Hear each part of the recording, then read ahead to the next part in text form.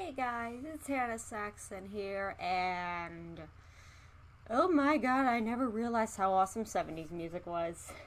And I don't mean just the stuff from the artists like Led Zeppelin, the Bee Gees, etc. I'm talking about guilty pleasures. Okay, that's enough close-ups. You know, the stuff that most people hate, or at the very least, don't really like or care for. I'm going to share a hell of a lot of 70s music hot takes today. Expect a lot of late 70s songs on this list, by the way. I advise older viewers to watch on, and people who don't like the 70s to click off, because today we're going over the top 13 1970s guilty pleasures. Number 13. The reason I went with 13 picks is because the 70s was the decade my parents grew up in.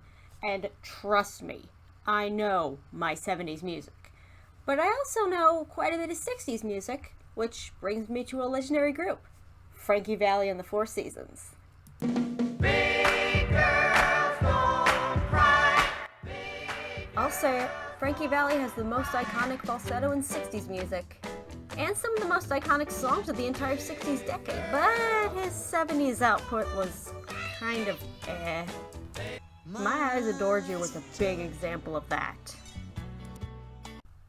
But at least that song inspired the Four Seasons to get back together. And this song, that takes number 13, made me love the Four Seasons in the first place.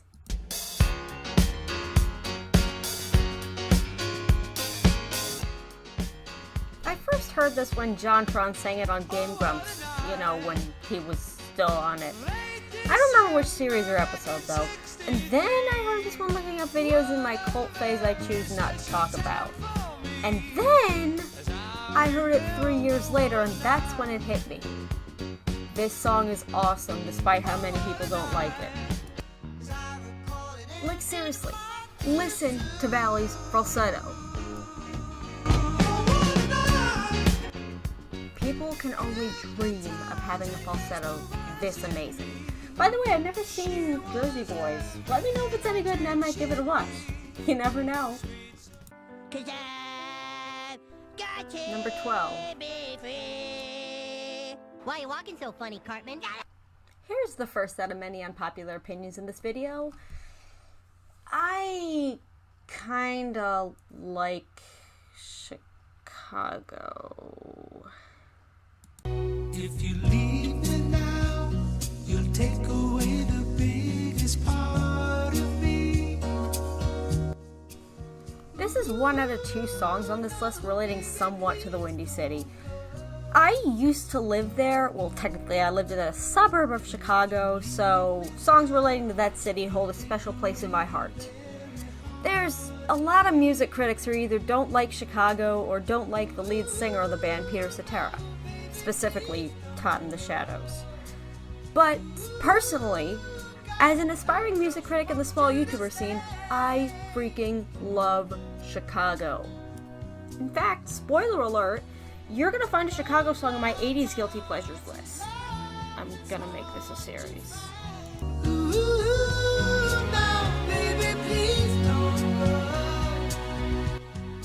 While If You Leave Me Now is a little bit too slow for my taste, Cetera's voice just makes it smoother and honestly a little bit better. And this is your last chance, people who disagree with these picks. If you want out, then this is your chance to click away. Free to face the life Number 11. that's ahead of me. They gave you an anal probe, Cartman? No! A lot of singers took inspiration from this next artist, including two of my favorites, Mariah Carey and Ariana Grande. And if you know your 70s number one hits, you pretty much know what I'm talking about. Loving you is easy 'cause you're beautiful. Yeah, I'm actually one of the few people I know who can tolerate Minnie's whistle notes.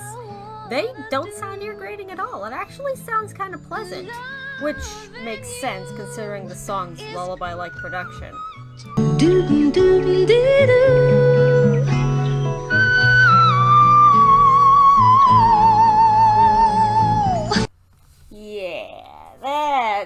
sounds so satisfying. Minnie Riperton pioneered the whistle register in music, and it shows. Doesn't matter if she only uses 5 notes of an A major scale, it just sounds great.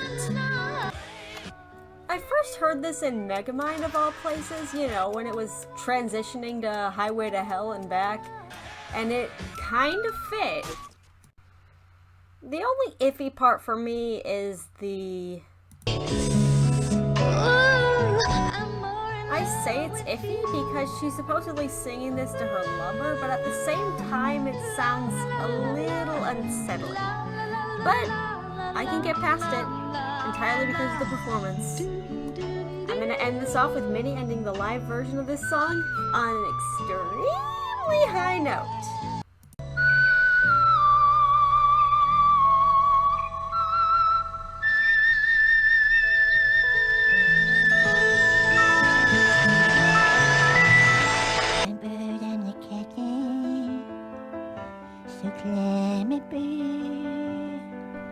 Number 10. For to marry on every ship. Paul McCartney is awesome. The Beatles are awesome. And another hot take, Wings were awesome too. Say live and let die.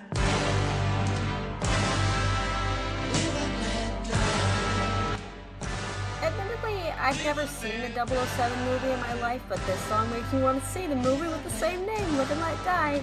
I bet it wouldn't be as epic as the song. Let me know in the comments if I'm just underestimating it a bit, though. First off, Paul's vocals. You used to say live and let live. Paul's voice is the best thing to come out of the Beatles' solo careers. In fact, I may go as far as to say that Paul is my favorite Beatle. And the instrumental breaks.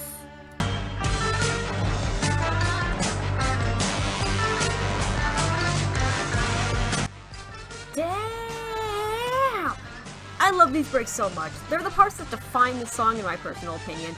And this is the best James Bond song I've ever heard. And yes, I know that Guns N' Roses covered this song. You can all shut up now.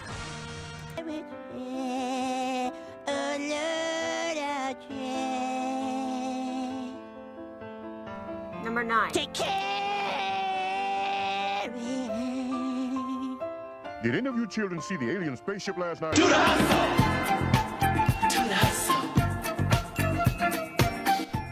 The Hustle is a disco classic. I wonder what Van McCoy would do to recapture the magic of their biggest song. Do a cover of a creepy disco song and change it up to be an instrumental just like The Hustle? Oh wait! They already did!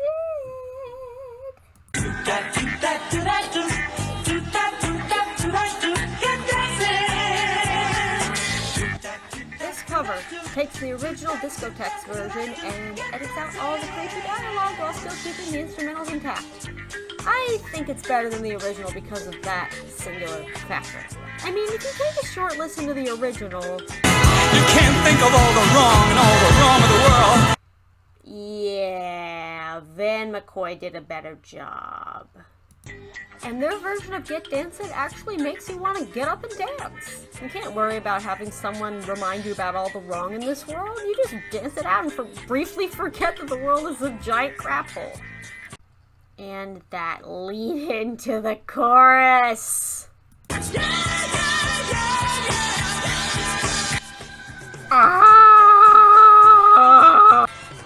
Yeah, I could gush further about this song, but you guys would get bored very quickly. Let's move on to something a little bit more embarrassing to talk about. Yeah, fat boy saw it. No, that was just a dream. Number 8. And I'm not fat, I'm big bone. Songs by actors usually are pretty awful, and it shows in this song.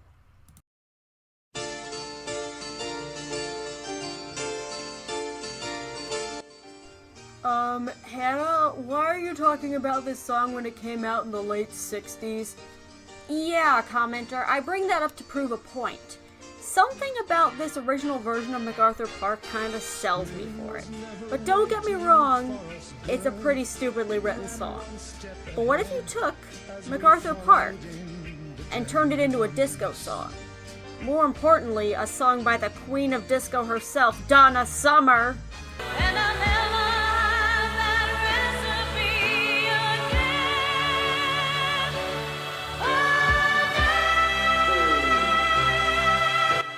Oh no!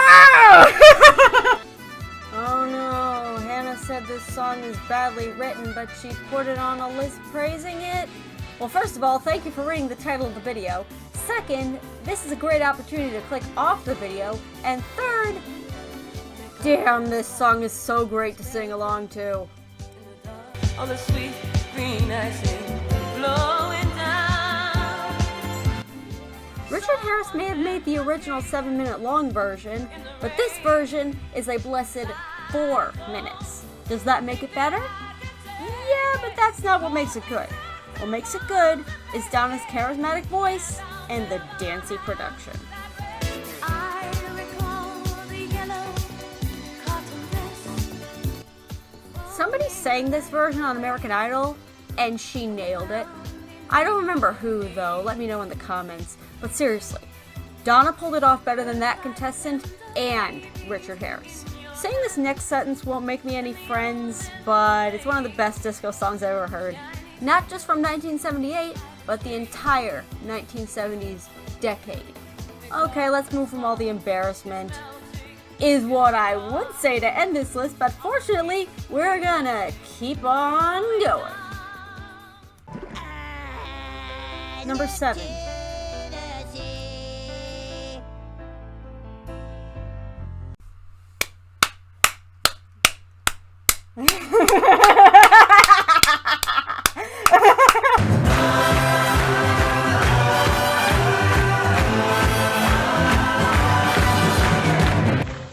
Oh yes, Beach Baby.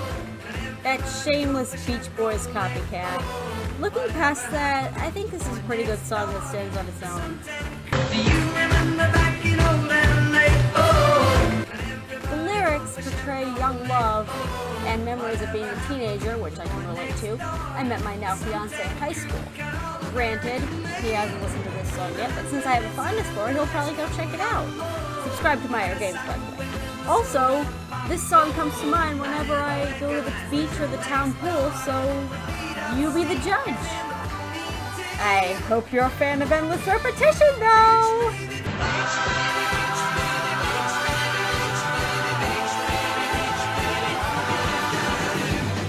That's an iffy part too, but thankfully it's towards the end of the song and the end of this segment.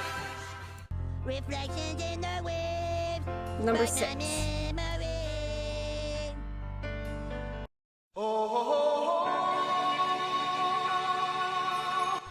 Hey! Don't blame me for being born in the PC generation. Everybody was kung fu fighting. This song doesn't trigger thoughts of stereotypes to me.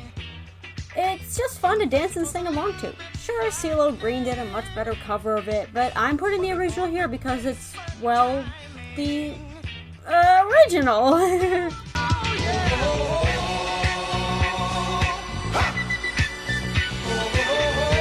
It's a certified classic despite the cultural appropriation of martial arts. I'm surprised this wasn't in a comedic style Jackie Chan movie like Rush Hour. It fits the aesthetic of a Chinatown in the US, but it's only at number 6 because of its semi-appropriation of Asian cultures. Sad to think that this artist was eventually known as only a one-hit wonder. I gotta listen to his other songs someday, but today is not that day. Number 5. I'm sorry. Actually, I'm not sorry! Ooga chaka, ooga, ooga, ooga chaka, ooga, ooga, ooga chaka, ooga, ooga. First of all, memes. Now that we've gotten that joke out of the way, let's talk about the song itself. The shouting kind of works with this song, along with all that background chanting. It kind of sounds like a jungle-like tribal chant, and it meshes well. The lyrics are a tad unremarkable, but the hook is great, especially the pre-chorus.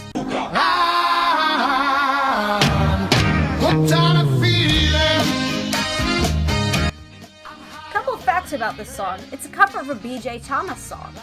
Later on, it was covered by David Hasselhoff of Baywatch fame, and even later on, it was featured in Guardians of the Galaxy, which had other 70s classics in it. One of my favorite Marvel movies, by the way. Back to the topic of the song, I'd say it's better than the other versions I've discussed earlier.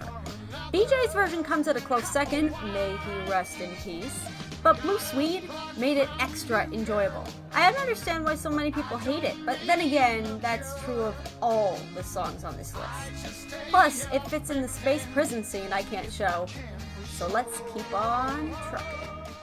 I think of childhood fame and the dreams Number we 4. had. That wasn't a dream, Cartman. Those were visitors. We live happily forever. And speaking of trucking,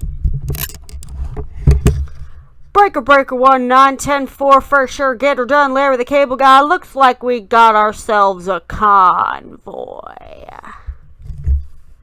Okay, I'm done. 'Cause we got a little convoy rocking through the night. Yeah, we got a little convoy. I first heard this song from Ray Stevens, another 70s artist and one I don't really like anymore, but it was the CW version that really got me invested in this trucker thing. Until I realized it was kind of a stupid trend of its day. It was all to do with the fad of the CB radio.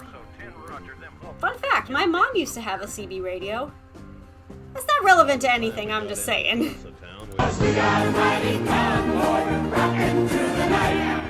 McCall's bass and the ridiculous choir on the hook clash so much. And the verses are nigh incomprehensible with the trucker lingo. The chorus is just so cheesy it hurts. This makes me want to say that the song is bad, but actually this is the only song on the list I describe as so bad it's good. And keep in mind, this is only number 4, and we've got a few more songs to get out of the way.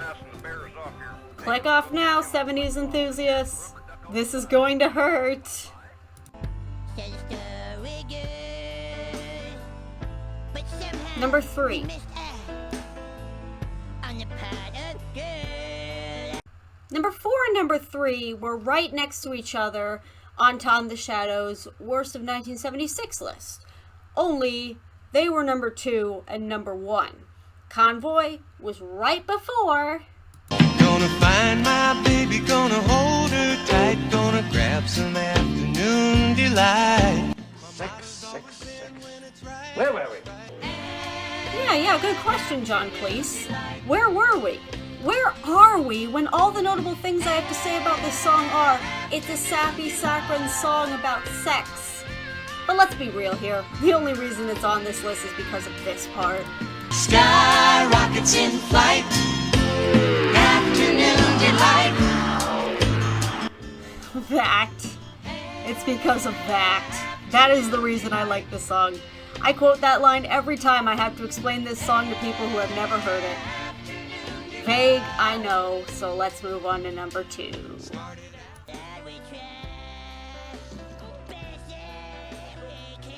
Number 2.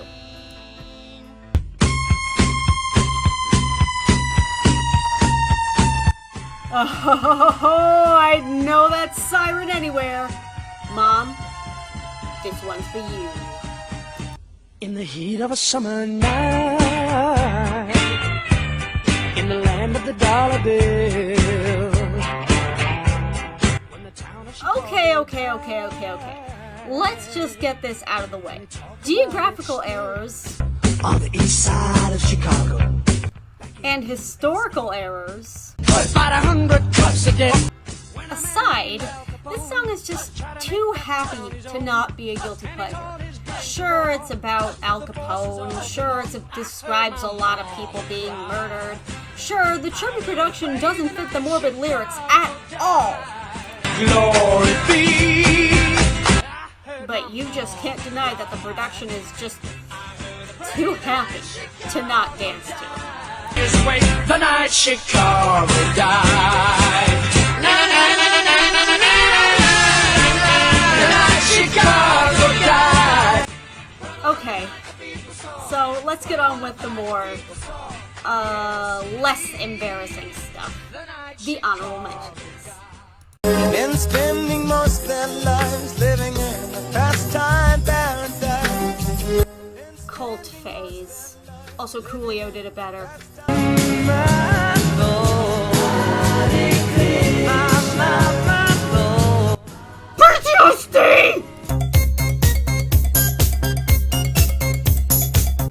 More of an early 80s song from a 70s hangover than an actual 70s song. Even though that song came out in 1979, technically. Carry on our wayward side. Too widely beloved to be on this list. Mr. Blue Sky, please tell us why. See the last clip.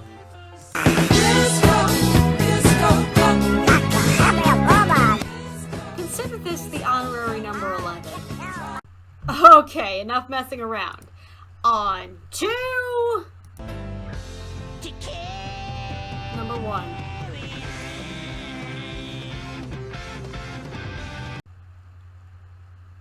My number 1 is an entire artist.